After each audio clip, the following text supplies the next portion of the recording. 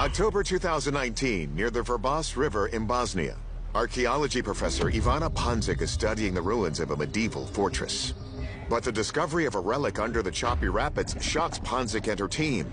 It's a sword lodged straight into a stone in the riverbed about 36 feet below the surface. Despite being down there for probably hundreds of years, the sword is remarkably well preserved. We did several dives to decide what we're going to use during the excavation. The whole process of excavating the sword took us 2 days. The team manages to free the blade, but how this sword got in this stone in the first place is a mystery. Could it be the very Excalibur from the King Arthur legend?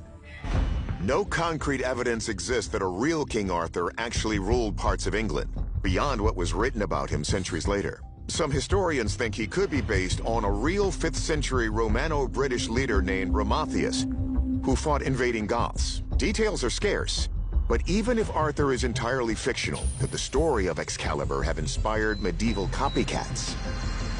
It's possible that if this legend of King Arthur did make its way into Bosnia-Herzegovina, that individuals were attempting to recreate this story, to encase a sword in stone so that the rightful heir of this kingdom could pull the sword out in the same way that King Arthur did.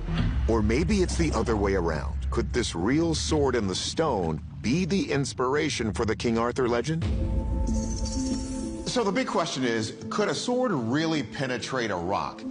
Look, that's a tough one. Most rocks are much harder than any pointed steel blade. So how can we explain this strange find? It's time to convene our own Knights of the Round Table. Maritime archaeologist Peter Campbell says based on the testing done by the museum in Bosnia, the dates don't line up for it to have belonged to King Arthur or to have inspired his legend. This sword dates to the 13th to 15th century AD. The legendary King Arthur predates this sword by nearly 1,000 years. So we can definitely discard the notion that this sword is in any way Excalibur.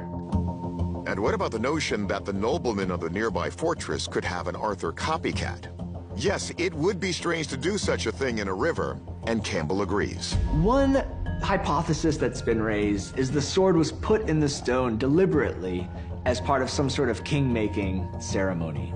We can effectively discard this notion because the sword was found at 36 feet, which is far deeper than they would have been able to dive in the 13th to 15th century AD. Still, he believes, based on what he sees, the sword belonged to someone important. We can see that it is finely crafted. It was very expensive metal used in its manufacture. And all of that indicates that this was probably the sword of a noble person. And that leads him to think there is some ritualistic reason it's in the water.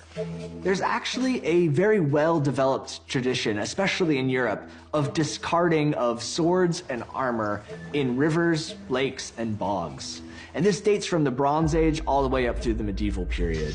If somebody wins a major battle, they can discard the sword into the river as some sort of ritual offering. And as to how it ended up lodged in the stone.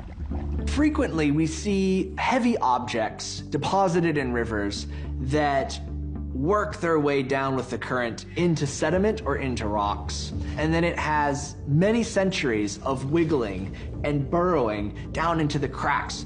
The metal is also corroding, attaching it to the rocks, and sediment is filling in, and it's becoming rock itself. This explains why the sword appeared to be stuck in the rock. In fact, these are normal site formation processes, as we call them, for river environments.